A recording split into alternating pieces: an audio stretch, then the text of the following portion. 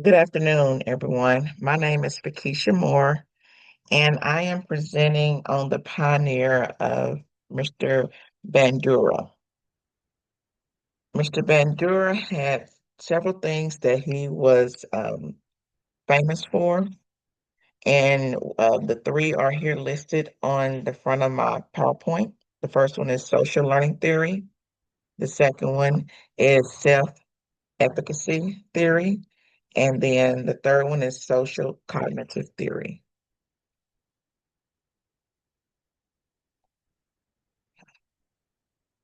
Mr. Albert Bandura's early life. He was born on December 4th, 1925, in Alberta, Canada. His childhood, he was the sixth, there were six children in the home, and he was the youngest. And him and his family was raised on a farm named Mandare. His parents were immigrants, and they had moved to Canada as adolescents. His parents were of Eastern descent, and his father was from Krakow, Poland, and his mother was from Ukraine. His father, as a career, he laid track for the Trans-Canada Railroad.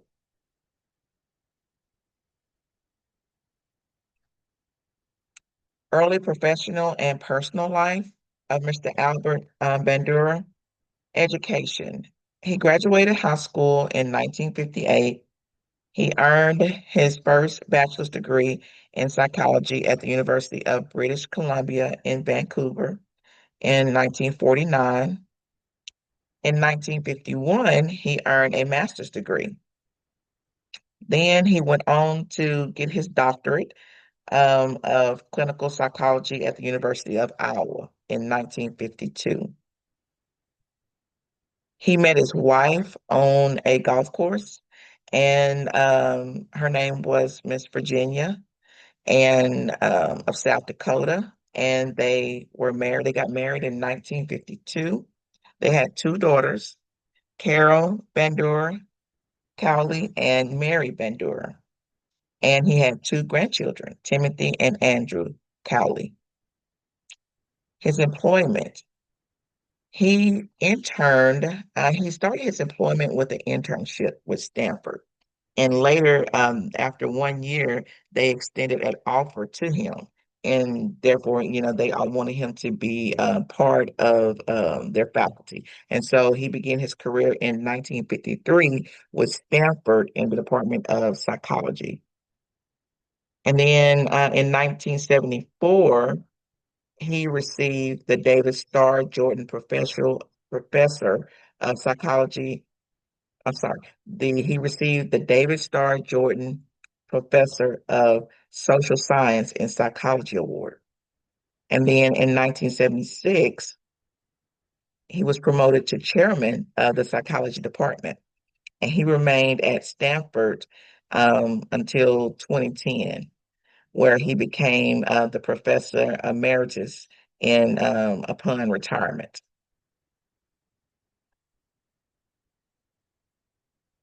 Bandura's career as an education psychologist. Of course, like we talked about, he was employed with Stanford's Department of Psychology. And as I mentioned earlier at the beginning of our slide, he has several things, key things that he was famous for. And one of those really famous things and influential things he was famous for was his experimentation in 1961, um, which here it was his claim to fame was with a Bobo doll experiment. This is where he had a child see repeated abusive behavior towards a doll from an adult. And then later, it was shown that the child started exhibiting those same behaviors towards a doll. And then in 1977, he first demonstrated how self-efficacy can influence a person's productivity in a given situation. And then in 1986, he discovered social cognitive theory. He said that a person's interactions are influenced by their environment, cognition, and behavior. And then he went later on to retire in 2010 from Stanford's Department of Psychology. Who influenced him? During my research, I only found two people that, that he, was influenced by. And the first one being one of the people that he worked up under, which was Mr. Kenneth Spence. He worked up under him, but it said that he was influenced by Mr. Clark Hull, and that was Mr. Kenneth Spence's predecessor. So I'm not sure if he worked up under Mr. Kenneth Spence, but he was highly influenced by Mr. Kenneth Spence's predecessor.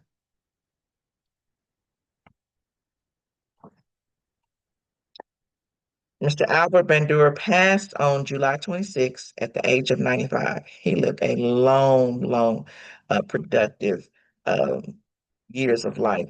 His impact was he received the APA award, the American Psychological, Psychology Association Award for Outstanding Lifetime Contributor to Psychology in 2004.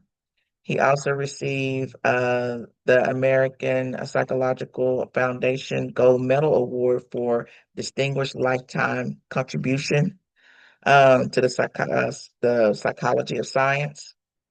And then in 2016, he received the National Medal of Science. And then in 1974, he was an APA president, and then he became to be an American Academy of Art Science fellow in 1980. He did a lot during his life. He had so many different recognitions and awards and a lot throughout his life.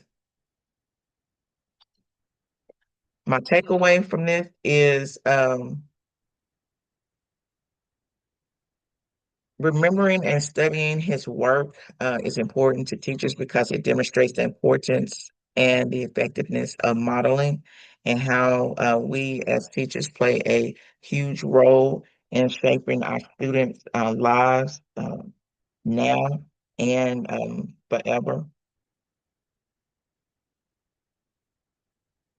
And I think that is it. Thank you so much for listening.